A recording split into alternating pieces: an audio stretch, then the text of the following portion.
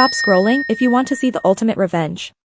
My parents mocked me at the auction, desperate to buy a mansion to hide their crimes. They didn't know I had secretly seized their accounts. I bought the estate for $15 million, but when I opened the basement door, I screamed. And what I saw? Before the story begins, comment where you're watching from. And don't forget to like and subscribe to this channel. The camera flash didn't just blind you, it felt like a physical slap against the retina. Pop pop pop. Elena stood 3 rows back, hidden behind the velvet rope and a wall of shivering paparazzi, watching the limousine door slide open. She didn't blink. She couldn't. If she blinked, she might miss the crack in the armor, the tiny fracture she had traveled 3,000 miles to exploit. A leg emerged first. Stiletto heel, red sole, ankle strap digging into flesh that looked slightly swollen. Vanessa. Elena's sister stepped onto the pavement, and the crowd surged forward like a single, hungry organism. Vanessa beamed, her smile practiced, porcelain, and completely empty. She waved, turning her head just enough to catch the light, unaware that the diamond necklace choking her throat was mortgaged. Then came the parents. Robert and Cynthia Harrington. They looked like royalty. They looked like the American dream wrapped in silk and Italian wool. But Elena saw the truth. She saw the way Robert's hand trembled as he adjusted his cufflinks, a nervous tic he only developed when the sharks were circling. She saw the tightness around Cynthia's eyes, the result of too little sleep and too many sedatives. They were drowning.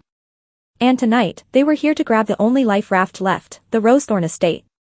Elena adjusted the strap of her bag. It was a simple black clutch. No logos. No gold chains. To the untrained eye, it was nothing. To the trained eye, it was vintage Hermes, sourced from a private collection in Geneva, worth more than the car Vanessa had arrived in. But to her family, Elena was still just the broke daughter. The failure. The one who left with a backpack and a bruised ego 5 years ago.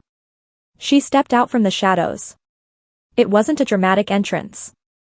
She simply walked toward the VIP entrance, her movements fluid, like water flowing over stone. She wasn't trying to be seen. But Vanessa, ever the predator scanning for weakness, spotted her instantly. Oh my God, Vanessa's voice cut through the ambient noise of the street. It was sharp, high-pitched, designed to humiliate. Mother, look. The help is here. Robert froze. Cynthia gasped, clutching her husband's arm. The paparazzi swung their lenses around, confused, looking for a celebrity but finding only a woman in a stark black dress. Elena didn't stop walking. She didn't look at the cameras. She looked straight at her father. Elena? Robert hissed, his face flushing a dangerous shade of crimson. He stepped away from the press line, lowering his voice. What the hell are you doing here? This is a private auction. The catering entrance is around the back. The insult landed, but it didn't sting. It was expected. I'm not here for the catering, Robert, Elena said softly. Her voice was calm, a terrifying contrast to the chaotic street. Vanessa laughed. It was a cruel, barking sound. Please. You're wearing, what is that? Off the rack Zara? You're going to embarrass us. Security. Someone get this girl out of here before she begs for spare change. The head of security, a mountain of a man named Marcus with a scar running through his left eyebrow, stepped forward. He was holding a digital tablet, his face grim. He looked at Robert, then at Elena. Is there a problem, Mr. Harrington? Marcus asked, his voice like gravel.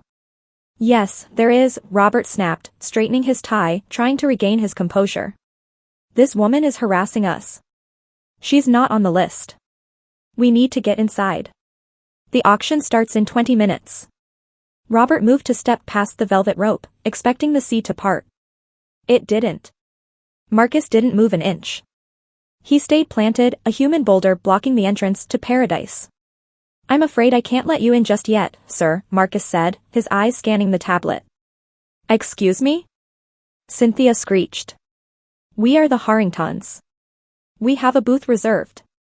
Front row. The VIP lounge is currently at capacity for rapid entry, Marcus said, his tone bored. You'll have to wait for the secondary clearance. Please stand to the side. Wait? Vanessa looked ready to explode. We don't wait. We buy things so we don't have to wait. Elena watched the panic set in. They couldn't wait outside. If they waited, the rumors would start. Why are the Harringtons stalled? Are their funds frozen? Is the dynasty crumbling? They needed to be inside, sipping champagne, projecting power. This is ridiculous, Robert spat, reaching for his phone. I'm calling the owner. You can do that, Elena said. She stepped forward. She moved into the space Robert had been denied. Vanessa's jaw dropped. Where do you think you're going? Vanessa sneered. Didn't you hear the man? It's full. If we can't get in, you definitely can't. Elena didn't answer. She reached into her clutch. Robert flinched, as if expecting a weapon. But she didn't pull out a weapon. She pulled out a card. It wasn't plastic. It was metal. Heavy. Matte black. No numbers, just a small, silver chip and a single emblem embossed in the center, a stylized hawk. She didn't hand it to Marcus. She just held it up. The air shifted. The indifference vanished from Marcus's face, replaced by immediate, sharp recognition. His spine straightened. He looked at the card, then up at Elena's eyes. He didn't check the tablet. He didn't ask for a name. He unhooked the velvet rope. Right this way, ma'am, Marcus said, bowing his head, a gesture of genuine deference that the Harringtons hadn't received in a decade. What? Robert whispered, the phone sliding from his grip. Wait. Vanessa shouted, rushing forward. Why is she getting in? She's nobody. She's broke. That card is probably fake. Elena paused at the threshold. The warm, golden light of the auction house lobby spilled onto the pavement, illuminating the stunned faces of her family. She turned halfway back. It's not full, Vanessa, Elena said, her voice barely above a whisper, yet it carried over the wind. It's just exclusive. She stepped inside. As the heavy oak doors began to close, the last thing Elena saw was Marcus stepping back into the center of the doorway, crossing his massive arms, and blocking her father from taking a single step closer to the world he thought he owned. But inside, the air was colder than the street. Elena took a breath, smelling the expensive lilies and old money. She checked her watch. The auction would start in 19 minutes. But the real game? The game had just begun. A waiter approached with a tray of crystal flutes. Champagne, miss? Water, Elena said, her eyes scanning the room. And tell the auctioneer that Astria Holdings has arrived. The waiter froze. The tray rattled in his hands. Astria Holdings? Yes, Elena smiled, but it didn't reach her eyes. And tell him I'm in the market for a house. A big one. The waiter hurried away, looking pale. Elena walked toward the center of the room. Across the hall, a large digital screen displayed the night's inventory. Item number 50, the Rosethorn Estate. Current owner, the Harrington Trust. Status, foreclosure pending. Elena took a sip of her water. The liquid was cold, sharp. Just like the revenge she was about to serve. Suddenly, her phone buzzed. A single text message from an unknown number. They know you're here. But they don't know about the second bidder. Watch your back, Elena. The Harringtons aren't the only ones who want that house. Elena looked up, scanning the balcony. In the shadows of the upper tier, a figure in a gray suit was watching her. He raised a glass. Who the hell was that? The man in the gray suit vanished like smoke in a wind tunnel. 1 second, he was raising a glass from the mezzanine, a silent sentinel watching her every move. The next, a waiter walked past with a tray of hors d'oeuvres, and when the space cleared, the balcony was empty. Elena didn't turn around to search for him. She knew better. Turning around showed panic. Turning around showed she was rattled. And tonight, Elena was a statue carved from ice. She took a seat on a plush velvet armchair near the center of the VIP lounge. It was the best seat in the house, direct line of sight to the podium, but secluded enough to observe the room. She crossed her legs, the slit in her black dress revealing just a hint of skin, and placed her phone face down on the marble table. They know you're here. The text message burned in her mind. But who were they? Her family? Or someone else? The heavy oak doors swung open again. A hush fell over the room, but not the respectful kind. It was the kind of silence that happens when someone drops a glass in a restaurant, The Harringtons had arrived. Finally. They looked winded. Robert's tie was slightly askew, a microscopic imperfection that screamed chaos to anyone who knew him. Cynthia was clutching her purse so tightly her knuckles were white, resembling bleached bones. Vanessa, however, walked with her chin up, pretending the delay at the door hadn't happened. They scanned the room, looking for a place to dock their sinking ship. Their eyes landed on the only empty cluster of seats. Right next to Elena. There was a moment of hesitation. Robert's foot hovered in the air. He looked at the empty seats, then at his banished daughter, then back at the seats. Pride wrestled with exhaustion. Exhaustion won. They marched over. "You're in my seat," Vanessa said. "No hello. No, how have you been?" "Just pure entitlement." Elena didn't look up. She traced the rim of her sparkling water glass with a fingernail. "I don't see your name on it, Vanessa. In fact, I don't see your name on anything in this room." Vanessa's face went splotchy. "You think you're clever because you sneaked in? When security realizes their mistake, they'll drag you out by your hair. You don't belong here, Elena. This is the VIP lounge. The refreshments alone cost more than your rent." "Is that so?" Elena took a slow sip. "Then you better enjoy them quickly." Robert sat down heavily on the sofa opposite her, groaning as the leather creaked. He ignored Elena, pulling out a handkerchief to dab his forehead. He was sweating. It was 68 degrees in the room, climate-controlled perfection, yet he was perspiring like a man facing a firing squad. "Stop it, Vanessa," Robert muttered, staring at his phone. "Focus. I need you to signal when the estate comes up. Don't let the price jump too fast." "I know how to bid, Daddy," Vanessa huffed, flopping down next to him. She shot a glare at Elena. Look at her. Sitting there like she owns the place. Probably waiting for a rich old man to buy her a drink. Cynthia, the mother, hadn't sat down yet. She was hovering. Vibrating. "Robert," she whispered, her voice a jagged wire. "My nerves. I can't breathe." "Sit down, Cynthia," Robert snapped, not looking up from his screen. I need my kit," she stammered. Her hands were shaking violently now. She fumbled with the clasp of her clutch. It was a Judith Lieber crystal bag, a dazzling little thing that cost $5,000. But her fingers were too slippery with sweat. Click. The clasp popped open. But Cynthia lost her grip. The bag didn't just fall, it pirouetted, hitting the polished marble floor with a sickening crunch of crystal. It exploded. Contents scattered everywhere. A lipstick rolled under Elena's chair. A compact mirror shattered. And a bottle of Xanax skittled across the floor, the orange plastic loud against the stone. "Oh God." Cynthia shrieked, dropping to her knees, scrambling like a desperate animal. "Don't look. Nobody look." Vanessa jumped up to help, using her body to block the view of the other guests. "Mother, get up. You're making a scene." Elena didn't move to help. She sat perfectly still. But her eyes were sharp, focusing on the debris field. Among the makeup and pills, a folded piece of paper had slid out. It was thick, creamy cardstock, but the stamp on it was aggressive, ugly red ink. It had landed face up, just inches from Elena's shoe. Cynthia saw where Elena was looking. Her eyes went wide with terror. She lunged for the paper, her manicured nails scratching the marble. But she was too slow. Elena had already read it. Bank of New York. Notice of default and immediate liquidation. Account, Harrington Trust. Status, insolvent. Cynthia snatched the paper, crumpling it into her fist, her chest heaving. She looked up at Elena from the floor, her eyes pleading, terrified. For the first time in her life, the matriarch looked small. Elena looked at the crumpled paper in her mother's fist, then up at her mother's face. "You dropped something," Elena said.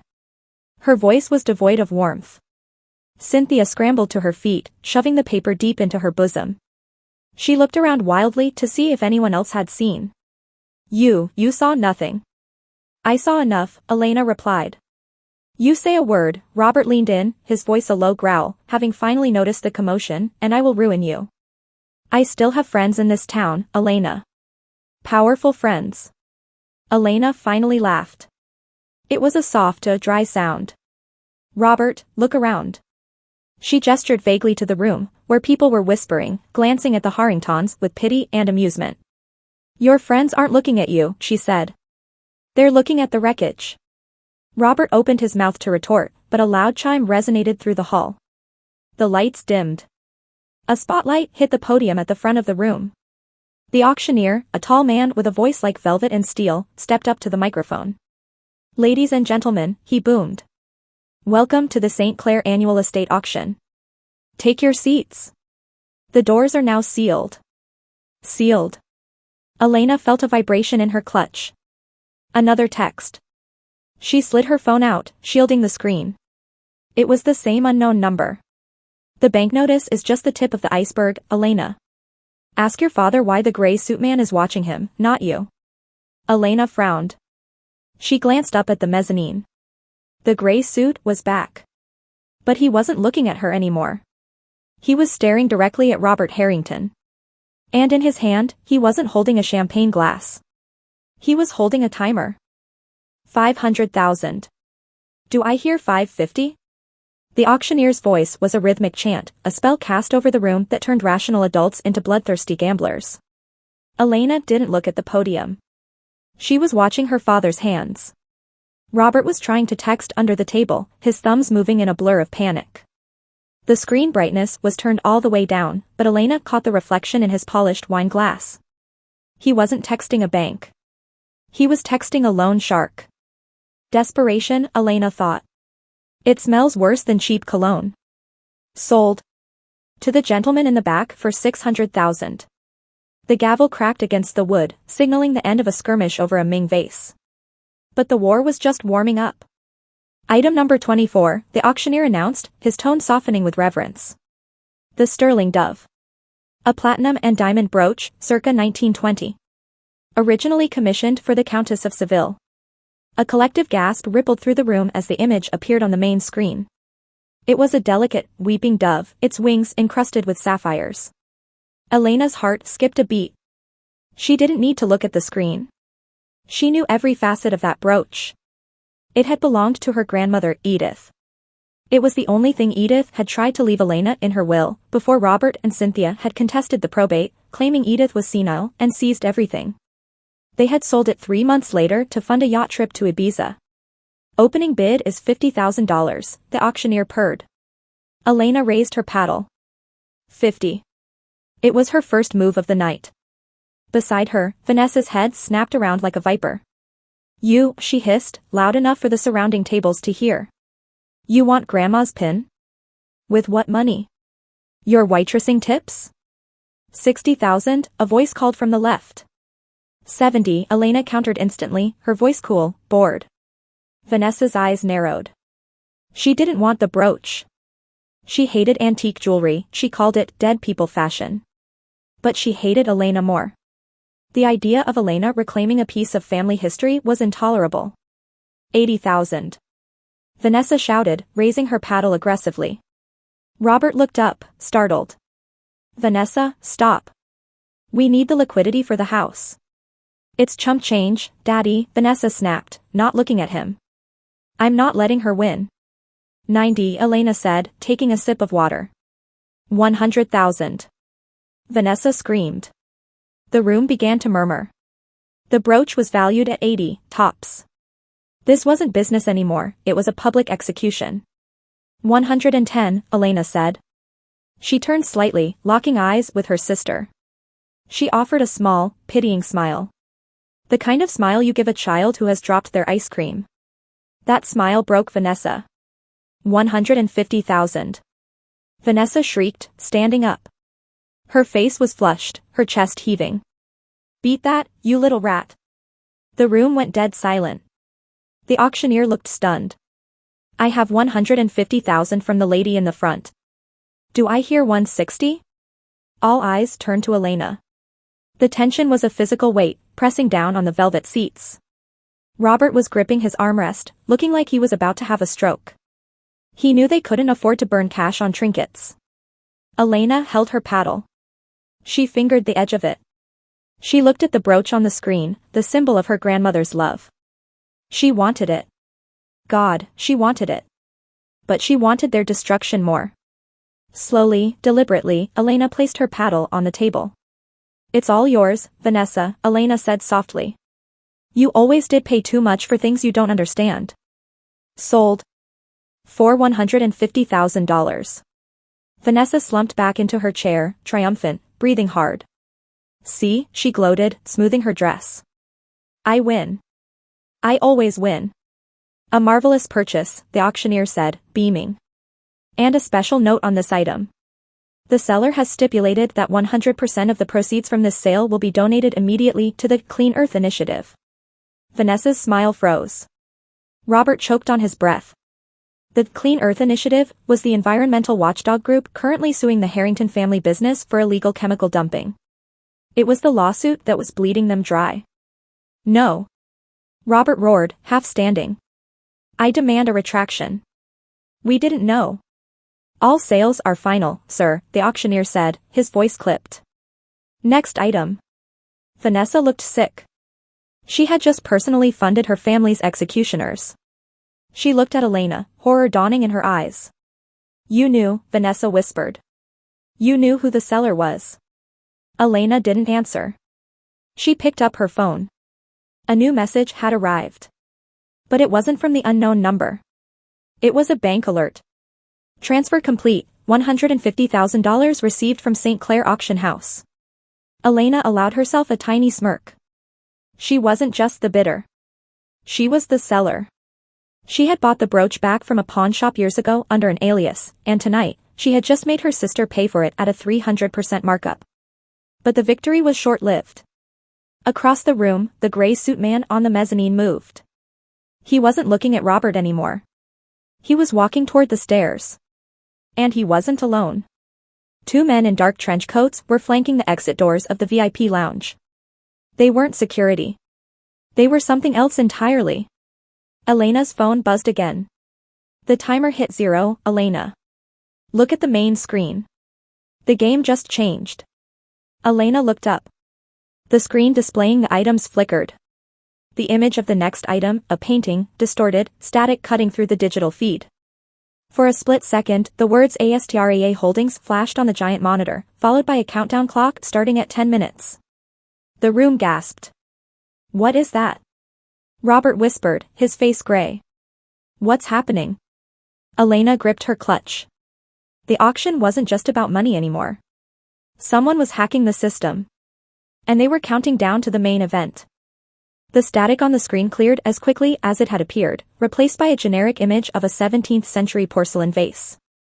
"Apologies, ladies and gentlemen," the auctioneer said, though his voice lacked its usual buttery confidence.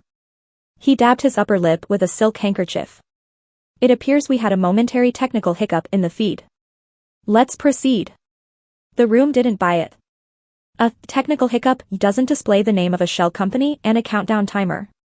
Whispers hissed through the VIP lounge like steam escaping a pipe. "Astria Holdings? Who is that? Is it a takeover? I heard they bought the Kensington block last week." Robert Harrington wasn't whispering. He was hyperventilating. "It's a glitch," he muttered, more to himself than anyone else. He was tapping his phone screen so hard Elena could hear the rhythmic thud-thud-thud of his finger against the glass. Just a glitch. Or a prank. Probably some hacker kid in a basement. "Robert," Cynthia whined, her voice slurred. The Xanax was kicking in, glazing her eyes over with a chemical fog. "Why is everyone looking at us? Did we win the brooch? I want to go home." "Shut up, Cynthia," Robert hissed. He shoved his phone into his pocket, then pulled it out again 3 seconds later.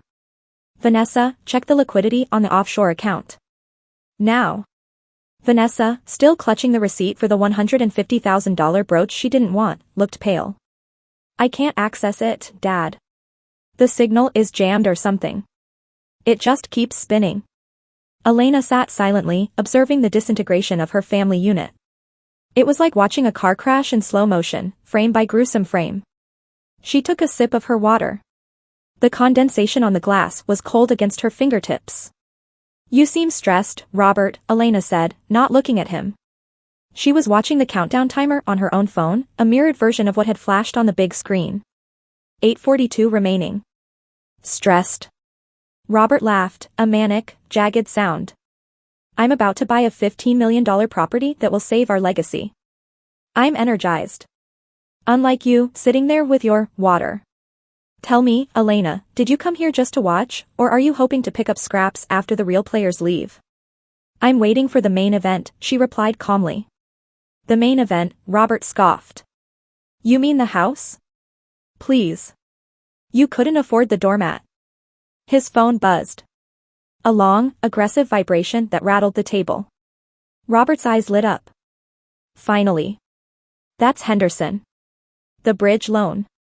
He stood up, adjusting his jacket with a renewed sense of arrogance. Excuse me. I have to take this. Big business doesn't wait. He walked toward the back of the lounge, near the velvet curtains, seeking privacy. Elena didn't need to follow him. She picked up her clutch, retrieved a small Bluetooth earbud, and slipped it into her left ear, the one facing away from Vanessa. She tapped her phone screen once.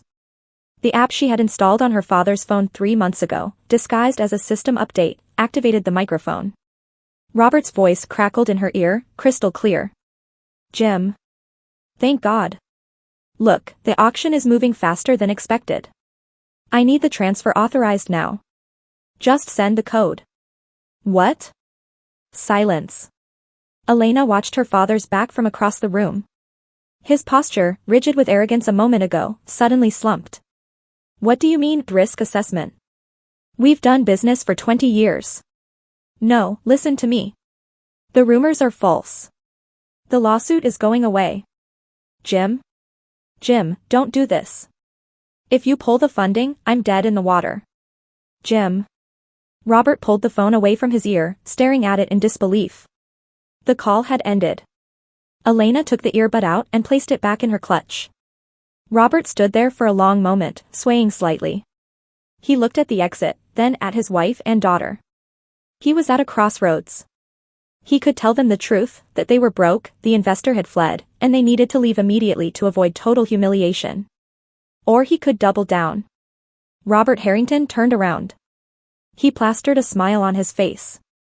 It was a terrifying grimace, showing too many teeth. He walked back to the table.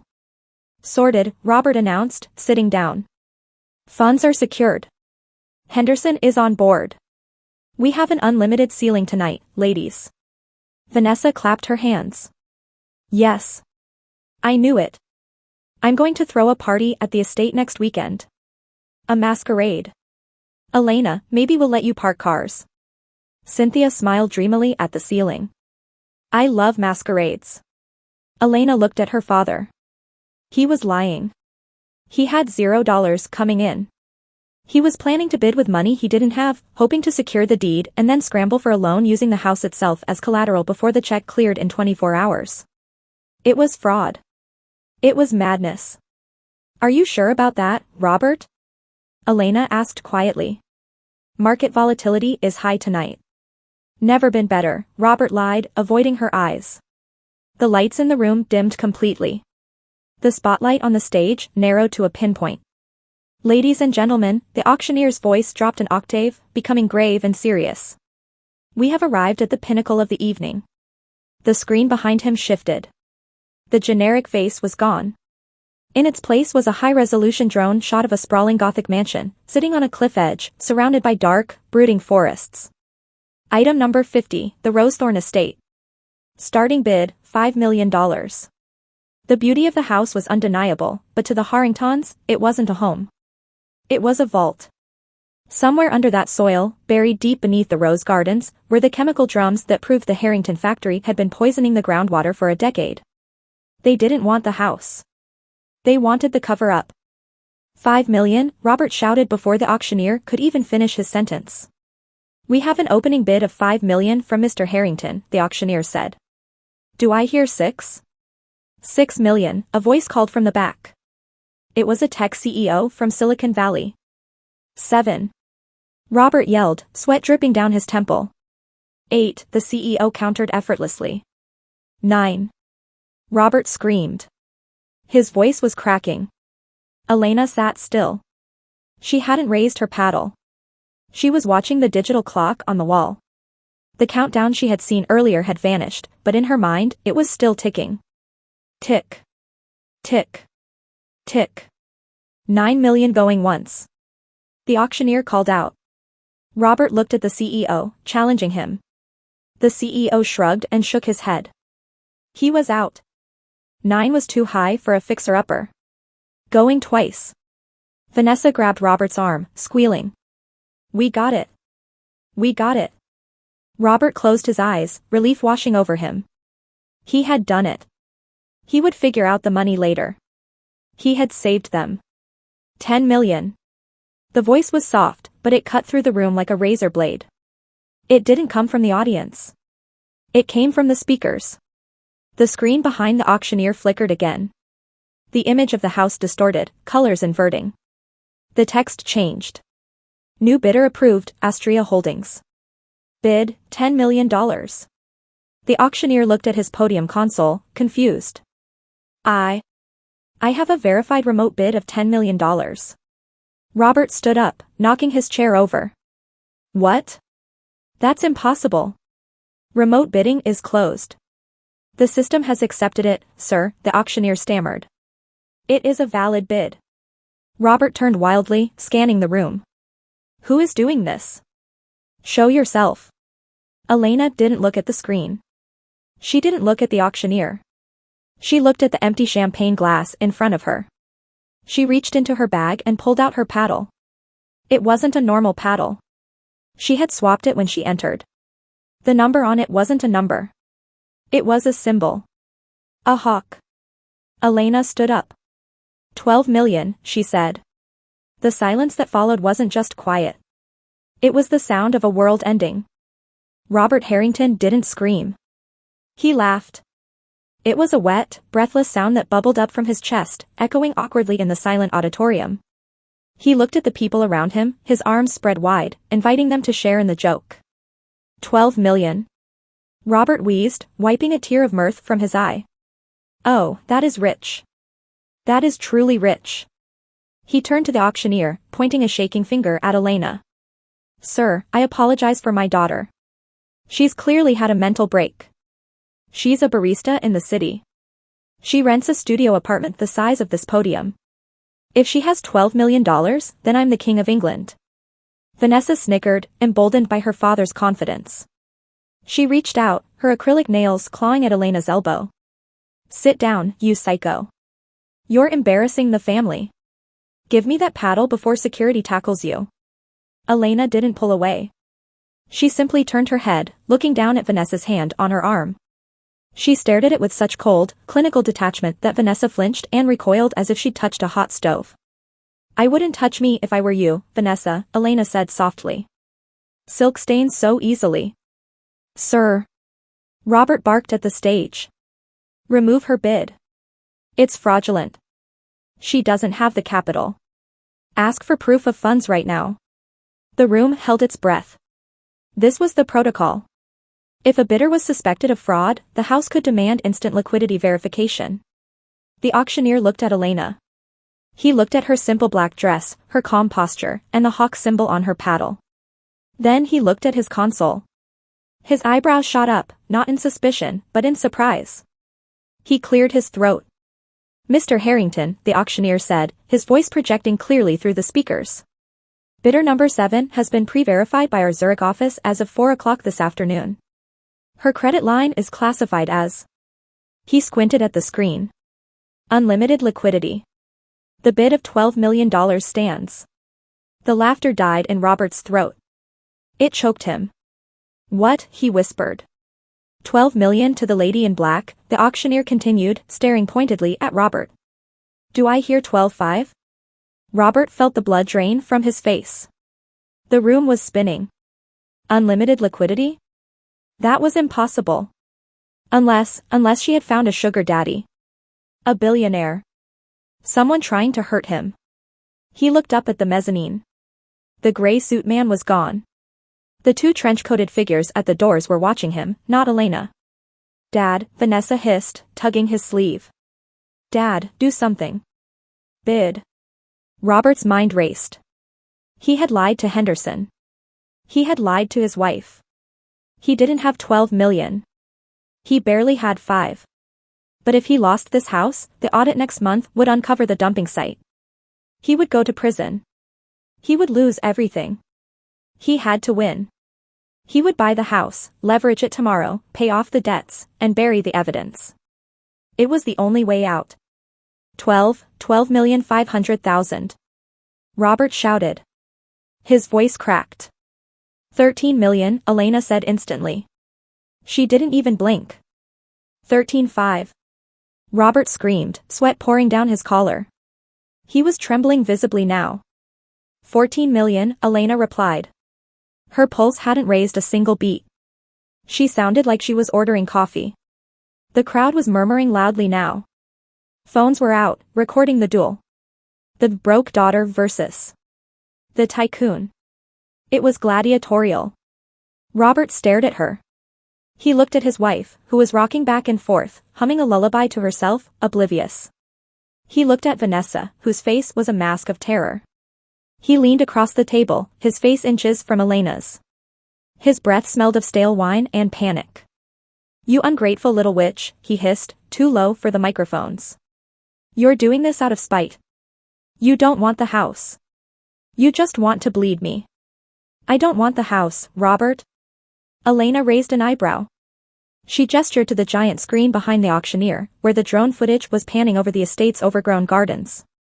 Look at the screen, she whispered. Robert looked. The drone camera was moving over the south lawn. That patch of dead grass near the creek, Elena narrated softly, her voice like a ghost. The soil there is a very peculiar color, isn't it? Almost chemical orange. I wonder what a geological survey would find 6 feet down. Robert froze. His heart hammered against his ribs like a trapped bird. She knows. 14 million going once, the auctioneer called. Robert couldn't breathe. If she bought it, she would dig. If she dug, he was dead. 14.5. Robert gasped, clutching his chest. 14,500,000. 15 million, Elena said. She set her paddle down gently on the table. And that's my final offer. She looked at her father. Your move, Dad. Do you have $15 million? Or are you bidding with Monopoly money? Robert opened his mouth to bid 15.1. He was going to say it. He didn't care about the money anymore. He would commit fraud. He would burn the world down to save his skin. 15. Suddenly, the screen behind the auctioneer went black. A loud, piercing tone cut through the room, silencing everyone. System pause. The auctioneer touched his earpiece. He listened for a moment, his face growing pale. He looked up, directly at the Harrington table. I have to pause the proceedings, the auctioneer announced, his voice shaking. Why? Vanessa shrieked. We were winning. Because, the auctioneer said, I have just received a flag notification from the Securities and Exchange Commission. He pointed a gavel at Robert. Mr. Harrington, your bidding privileges have been suspended effective immediately due to a level 1 asset freeze initiated 3 minutes ago. Robert stood up, knocking his chair backward. That's a lie. Who initiated it? Elena picked up her glass of water. She took a slow, refreshing sip. I believe, she said, her voice cutting through the chaos, that would be Astria Holdings. Robert stared at her. The name. Astria. Astria was the Greek goddess of justice. And Elena's middle name was Justice. The room didn't just whisper, it swarmed. The murmur of the elite was like the buzzing of 1,000 angry wasps. Asset freeze? Did he say sec? The Harringtons are finished. Robert stood amidst the noise, a man marooned on an island of his own making. The level 1 asset freeze notification was still blinking on the auctioneer's private console, a scarlet letter visible only to the privileged few who knew what it meant, criminal investigation. Security guards, the 2 men in trench coats who had been flanking the doors, moved a step closer to the Harrington table. They didn't engage yet. They just hovered, waiting for the order to drag the carcass away. This is a mistake. Robert screamed, his voice shredding the sophisticated atmosphere. He turned on the auctioneer, veins bulging in his neck like thick cords. You listen to me. My liquidity is fine. I have millions in the Cayman accounts. This is a glitch. A hack. She did it. He pointed a shaking finger at Elena. She's a terrorist. She hacked the banking system. Elena sat motionless. She didn't defend herself. She didn't need to. In high society, the person shouting is always the one losing. She simply picked up a linen napkin and dabbed the corner of her mouth, though she hadn't eaten a crumb. Mr. Harrington, the auctioneer said, his voice straining to maintain order. Please lower your voice. We are entering a mandatory 5-minute administrative recess to verify the claims. If the freeze is confirmed, your bid is void. Void? Vanessa gasped. She looked at her father, her eyes wide with a dawning, childish horror. Daddy, what does he mean void? We need that house. My party. Shut up about the party. Robert roared, spinning on her. Vanessa recoiled as if slapped. He grabbed his phone, his thumb smashing against the screen. I'm calling Henderson. I'm calling the senator. I'm calling everyone. He dialed. Speakerphone on. He didn't care about privacy anymore, he needed a witness to his salvation. The number you have dialed is no longer in service. Robert stared at the phone. He dialed his private banker in Zurich. We are sorry. This account is currently under administrative lock pending legal review. He dialed his lawyer. Voicemail. Elena watched him spiral. It was fascinating, in a morbid way. Like watching a building demolish itself from the inside out. It's over, Robert, Elena said. Her voice was low, traveling under the noise of the crowd, meant only for him. Robert dropped the phone. It clattered onto the marble table, cracking the screen. He leaned over, bracing his hands on the table, bringing his face inches from hers. His eyes were bloodshot, manic. You think you've won, he hissed, spittle flying. You think because you found some hacker boyfriend to freeze my accounts, you get to take my legacy? I built this family.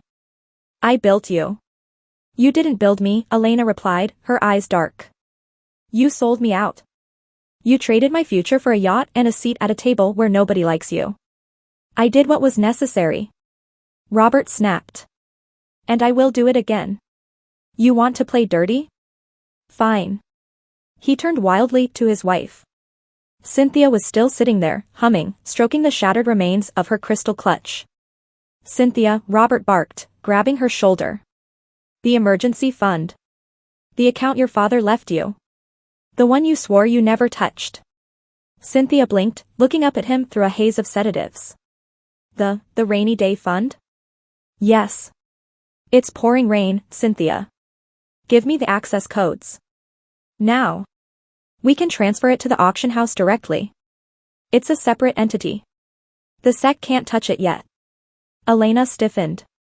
She hadn't accounted for Cynthia's private inheritance. It was old money, buried deep. If it was enough, he could outbid her $15 million. Cynthia. Robert shook her. How much is in it?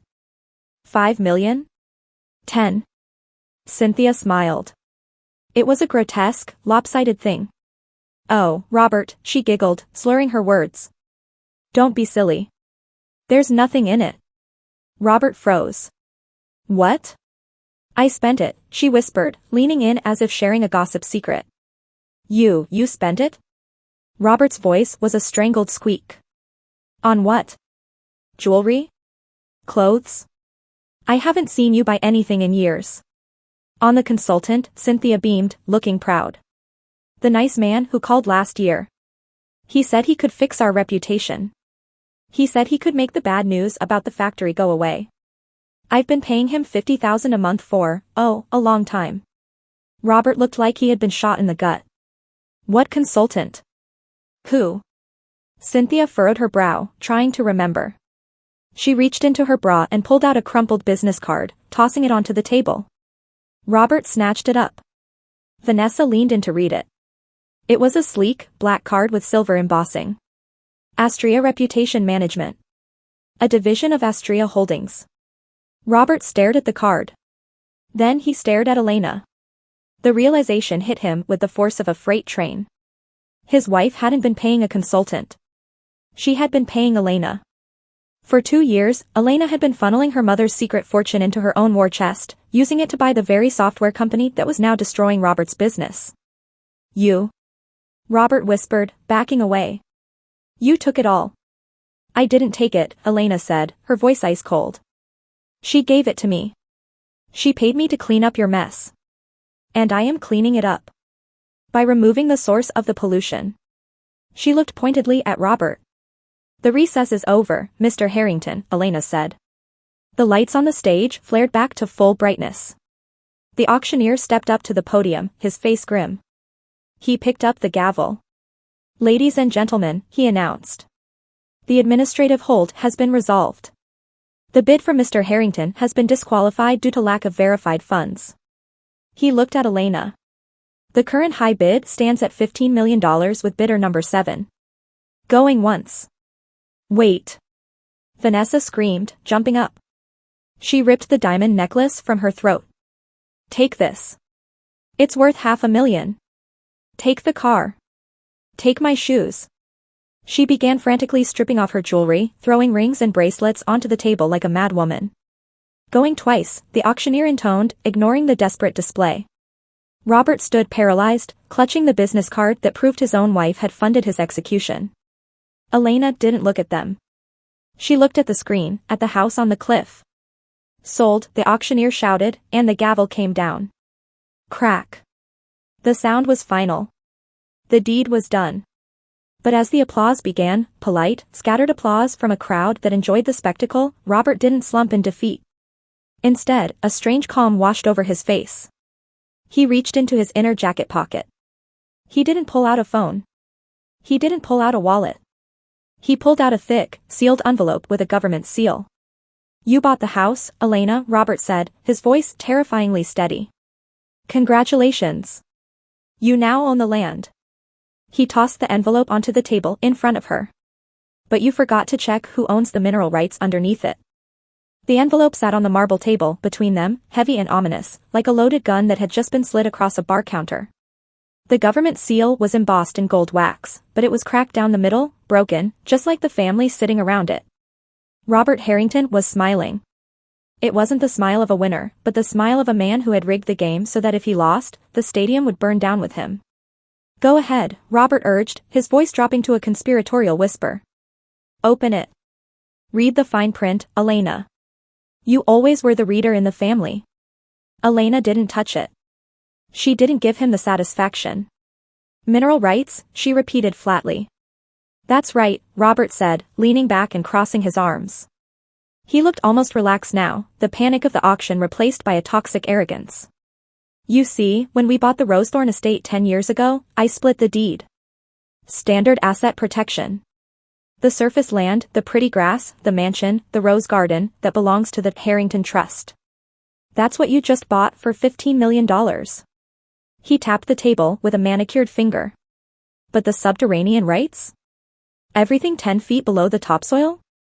That belongs to Obsidian Development. A separate LLC. Wholly owned by me.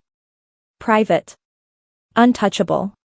Vanessa, who had been sobbing over her pile of discarded jewelry, looked up, sniffing. Daddy? What does that mean? It means, Robert grinned, his eyes locked on Elena, that your sister just bought a very expensive picnic blanket. But I control the ground underneath. And starting tomorrow morning, Obsidian Development is going to exercise its rights to conduct geological surveys. I'm going to bring in drills, Elena. Excavators. Heavy machinery. I'm going to turn that front lawn into a mud pit. He leaned in closer. And you know what happens when I drill? I control what comes out. If there are sensitive materials buried down there, my crews will find them, crate them, and dissolve them before you can even file a noise complaint. Elena looked at him. He was admitting it. He was admitting the pollution, the cover-up, the bodies buried in the soil. He was going to use his rights to destroy the evidence she had spent $15 million to secure. You're going to destroy the property value, Elena said calmly. I don't care about the value. Robert spat. I care about survival. You can have the house. I'll keep the secrets. The crowd was watching, confused. They saw the transaction, the argument, but they couldn't hear the details. They just saw a father taunting his daughter. Elena finally reached out. She picked up the envelope. She felt the weight of the paper inside. Obsidian Development, she mused. Catchy name. Sounds hard. Impenetrable. It is, Robert gloated. It was, Elena corrected. She didn't open the envelope. Instead, she picked up her phone and tapped the screen twice. She slid the phone across the table, spinning it so it stopped directly in front of Robert. What is this? Robert sneered, looking down at the screen. It was a live stock ticker. But not for a public company. It was a private equity dashboard. Obsidian Development LLC. Status, acquired. Buyer, Astria Holdings. Time of transaction, 9:42 p.m. Robert stared at the timestamp.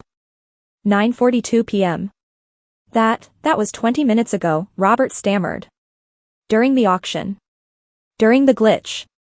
The glitch wasn't a glitch, Robert, Elena said, her voice devoid of mercy. It was a hostile takeover. While you were busy screaming about the house, my algorithms were hunting for every subsidiary attached to your name. Obsidian Development had a lien against it, an unpaid loan from 2018. A small one. $50,000. She leaned forward. I bought the debt. I called the note. Obsidian couldn't pay. So I seized the assets. Elena reached over and gently pulled the envelope from his frozen hands. You don't own the mineral rights, Dad. You don't own the drills.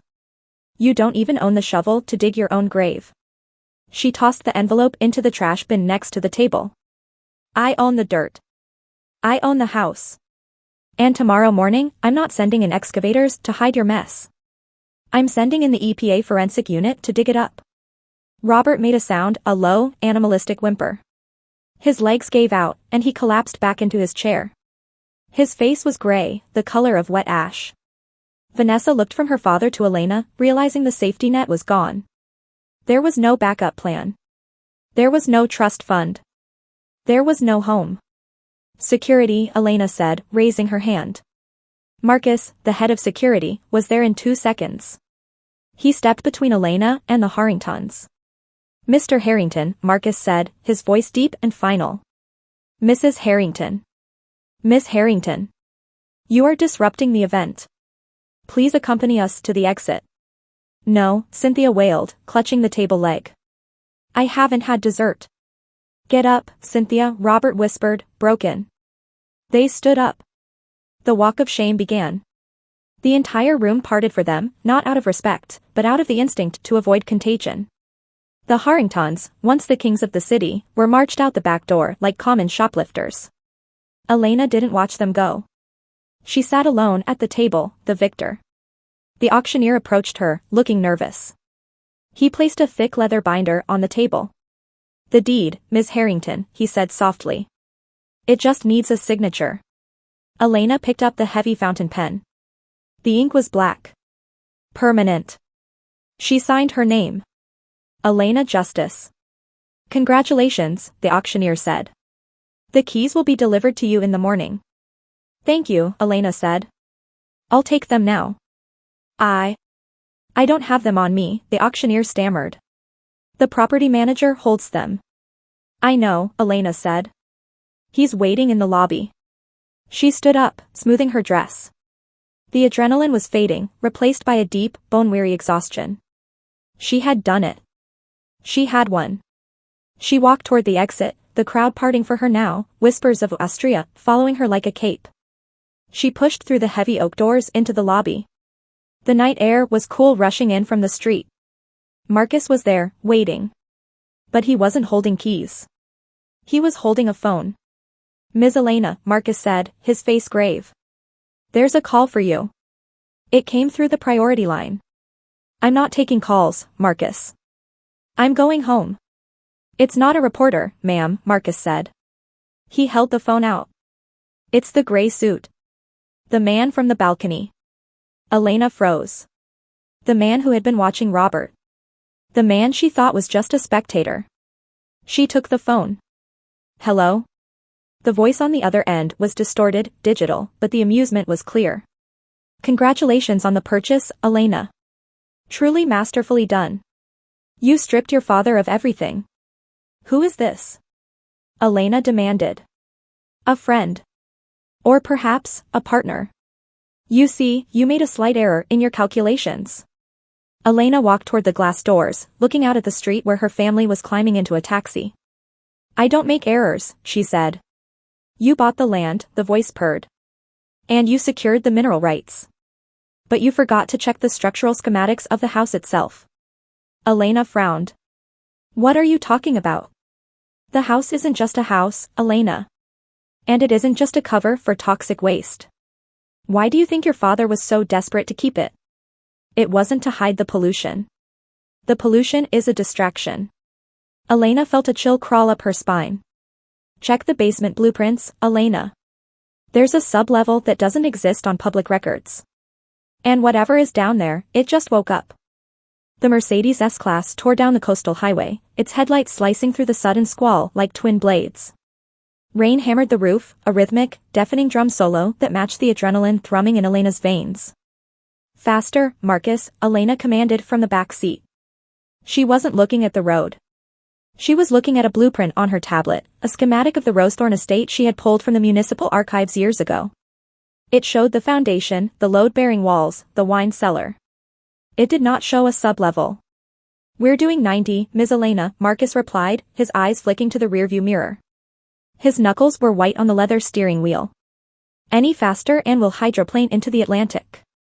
If Robert gets there first, the ocean will be the least of our problems, Elena muttered. She zoomed in on the digital blueprint. The gray suit's voice echoed in her memory, whatever is down there, it just woke up. Who was on the phone? Marcus asked, his voice low. You went pale. A ghost, Elena said. Or an architect. Someone who knows more about my family's sins than I do. She swiped away the blueprint and opened a terminal window.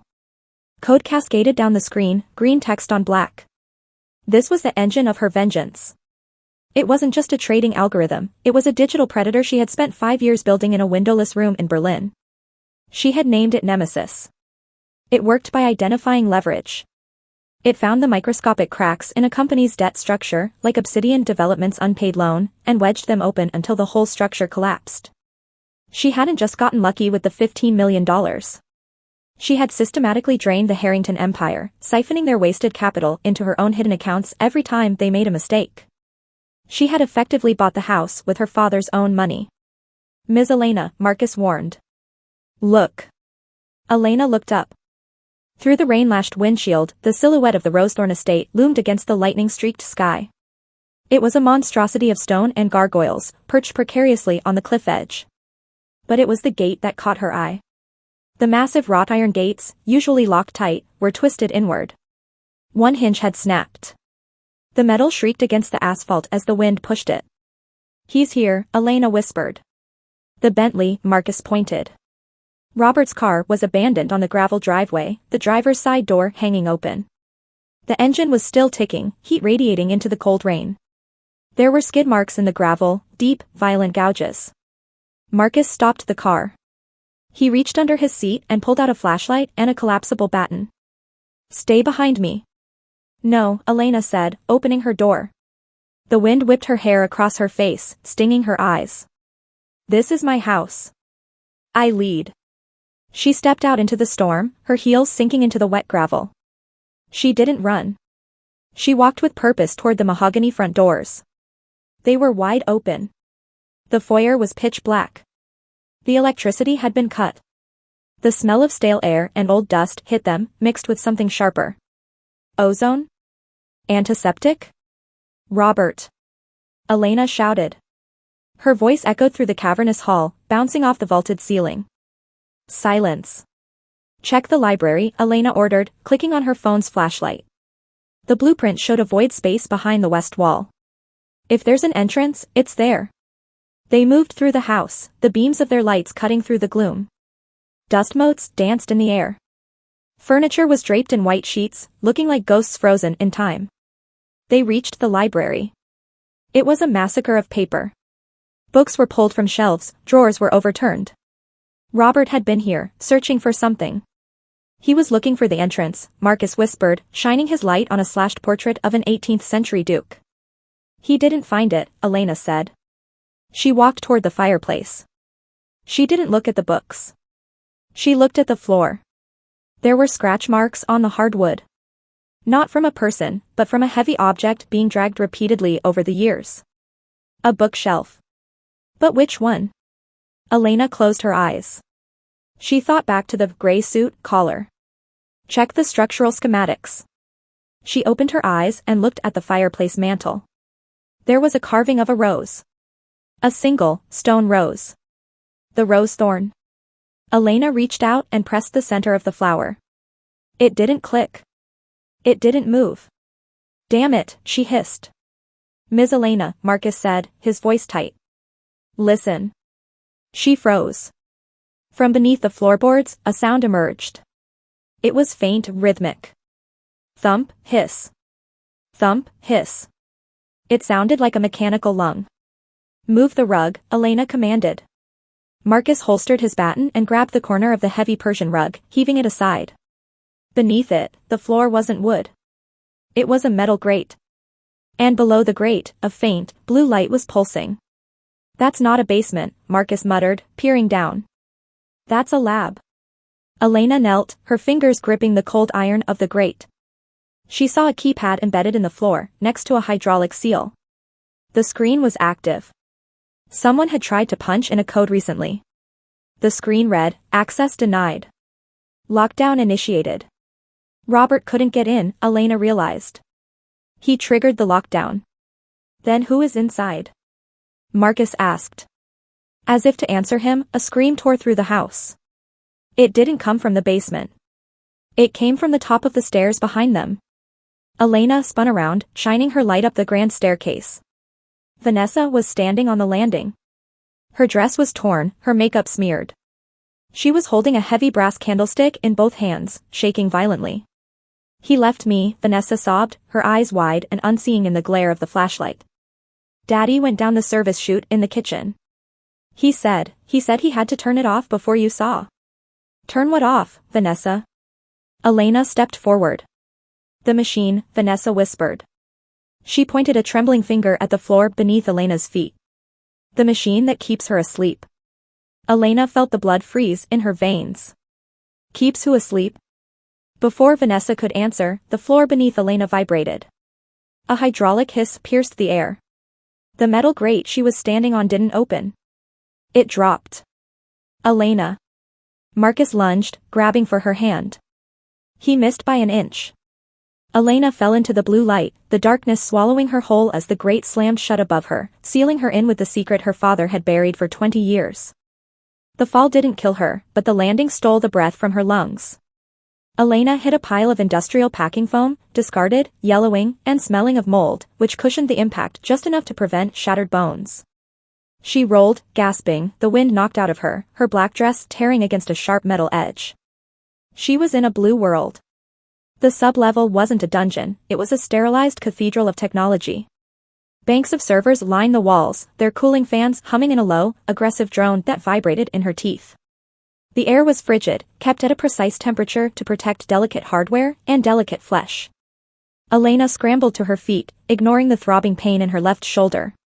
She pulled the small flashlight from her clutch, though she didn't need it. The room was bathed in the glow of a massive, central cylinder. And standing in front of it, bathed in that eerie azure light, was Robert Harrington. He wasn't looking at her. He was frantically typing on a console attached to the base of the cylinder, his movements jerky and panicked. It won't shut down. Robert screamed, slamming his fist against the metal. Why won't it flush the system? Because I locked you out, Dad, Elena said. Her voice was shaky, but loud enough to cut through the hum of the servers. Robert spun around.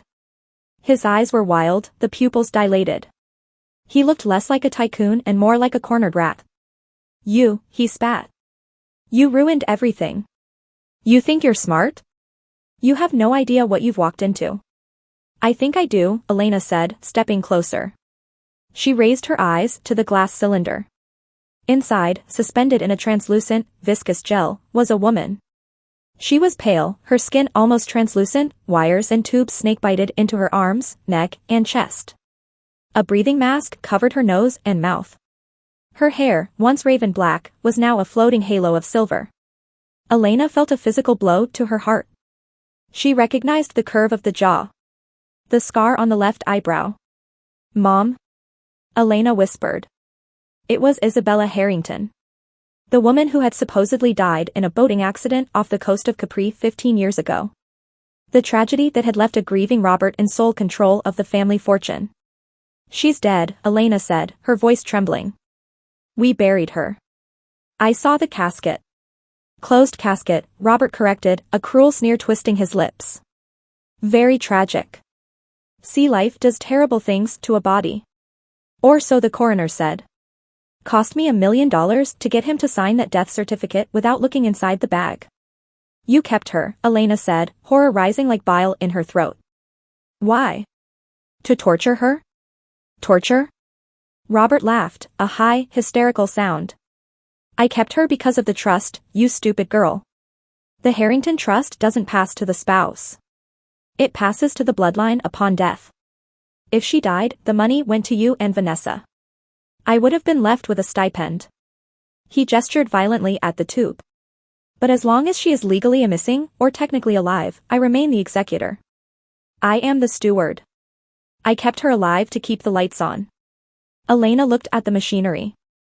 It wasn't just life support. It was a prison. "And the pollution?"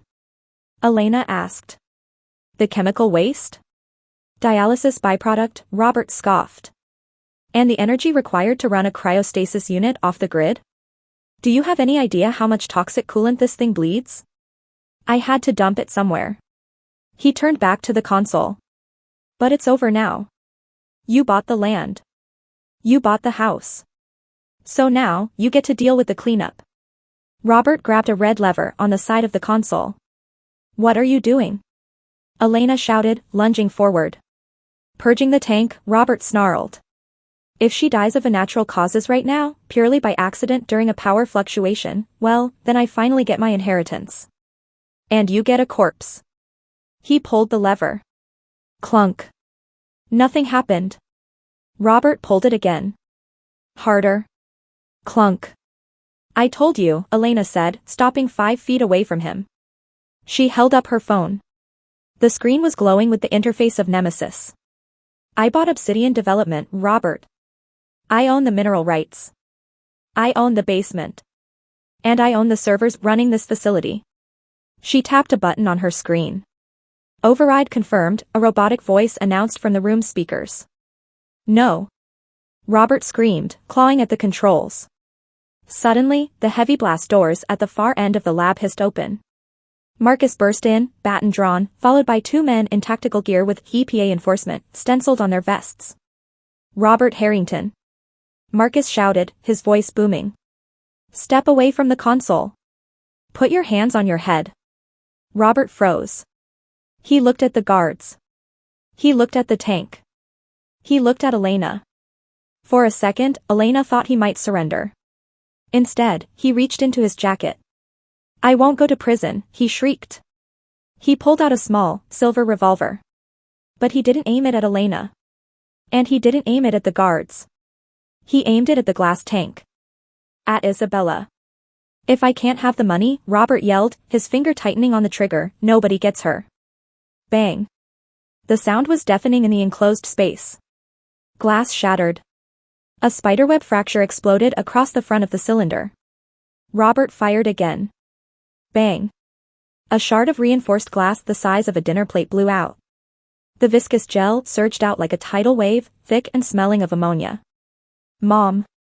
Elena screamed, diving toward the tank as the fluid poured onto the metal floor. Robert turned to run, but Marcus was already there. The security chief tackled the older man, driving him into the server racks with a bone-crunching impact. The gun skittered across the floor. Elena ignored them. She was knee-deep in the chemical sludge, clawing at the tubes, trying to hold her mother's body as it slid out of the breached containment. "Help me!" Elena cried to the EPA agents. "Get a medic. Now!" Isabella slid out of the tank, limp and cold, landing in Elena's arms. She was so small. So fragile. Mom? Mom, please, Elena sobbed, wiping the gel from her mother's face. She checked for a pulse. It was faint. Thready. But it was there. She's alive, one of the agents shouted, pressing a radio to his shoulder. We need medevac at the main structure. Now. Robert was being cuffed against the wall, blood streaming from his nose. He watched them, dazed. It doesn't matter, Robert mumbled, spitting blood. She's a vegetable. Her brain is mush. I won. Even if she breathes, I won. Elena looked down at her mother. Isabella's eyelids fluttered. The sudden exposure to room temperature air, the shock of the breach, or perhaps the voice of her daughter calling her back from the dark, something sparked. Isabella's eyes opened. They weren't milky or vacant. They were sharp. Clear. Terrifyingly cognizant. She looked up at Elena. She blinked once, clearing the gel from her lashes.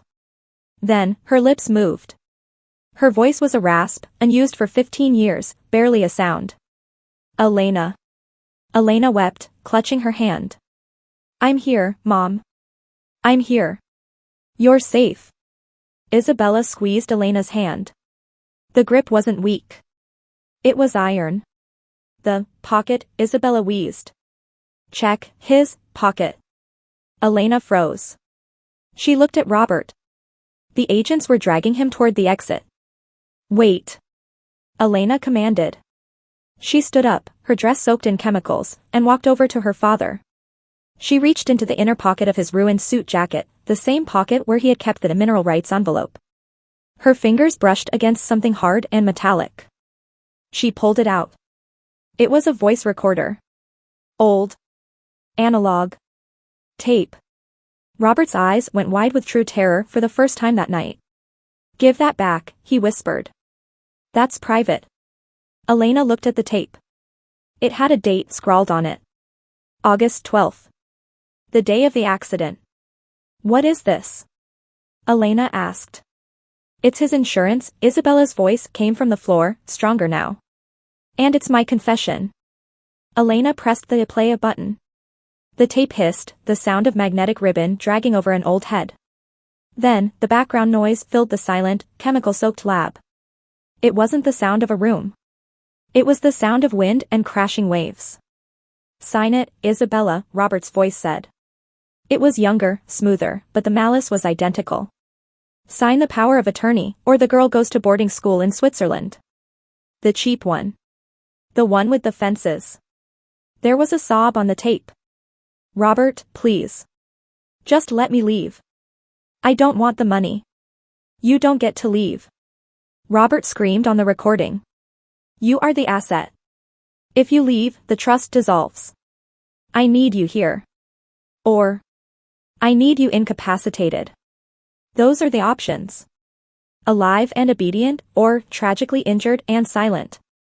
Choose. Elena looked down at the recorder. Her hand was shaking, not from fear, but from a rage so pure it felt like white heat. I choose Elena, Isabella's voice whispered on the tape. I'll do it. I'll disappear.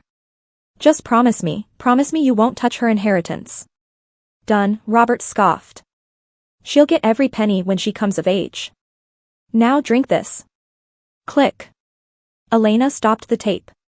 The silence that followed was heavier than the ocean. Robert Harrington was slumped against the server rack, handcuffed, blood drying on his chin. He looked at the recorder, then at the medics who were carefully lifting Isabella onto a stretcher.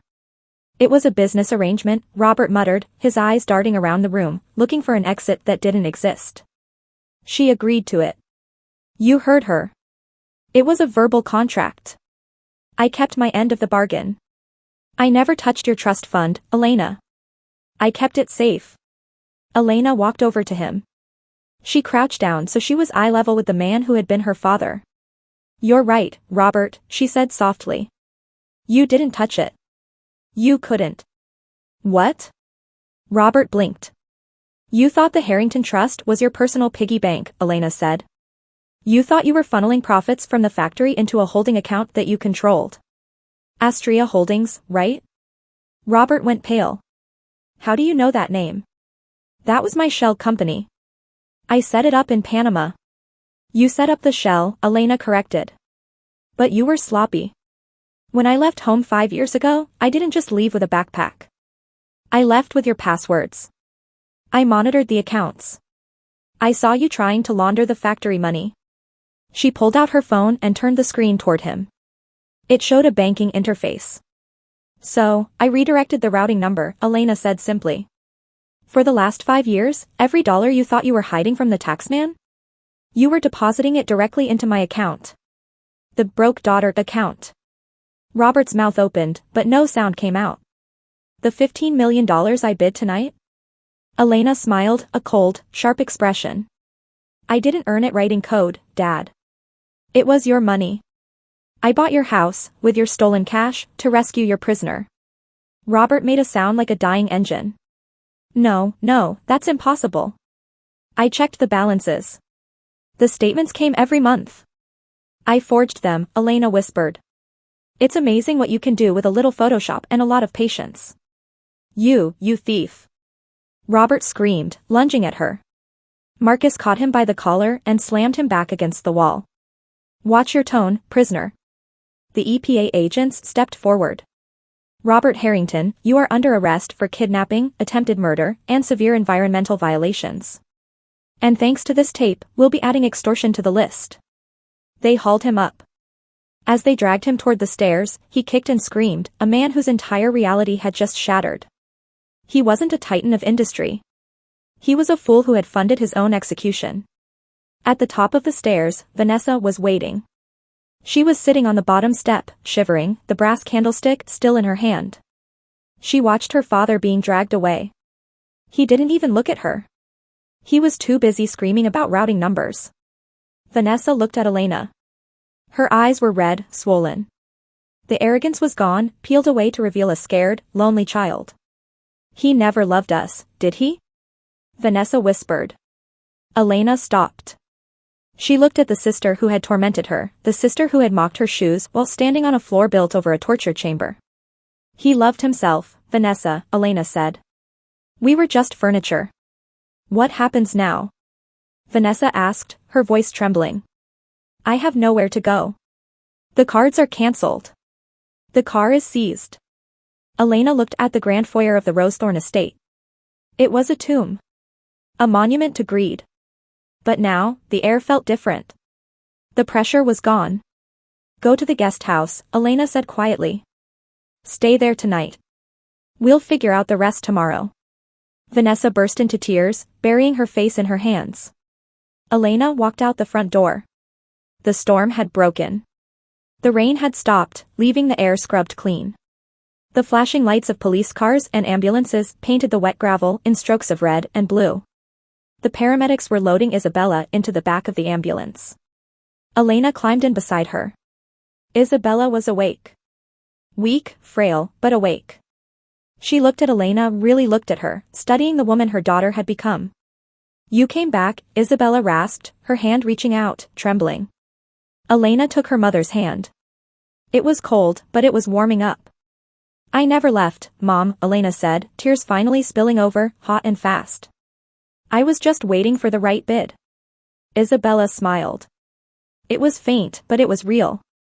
Did we win? Elena looked out the back window of the ambulance. She saw the police cars driving Robert away. She saw the massive, dark silhouette of the mansion, now hers, root and branch, stone and soil. She thought about the $15 million. She thought about the years of hunger, the planning, the cold nights in Berlin writing code until her eyes burned. Yes, Mom, Elena said, squeezing her hand. We bought the house. The ambulance doors closed, sealing out the night. As the siren wailed, cutting through the silence of the coast, Elena didn't look back at the estate. She didn't need to. She had already demolished the only part of it that mattered, the lie.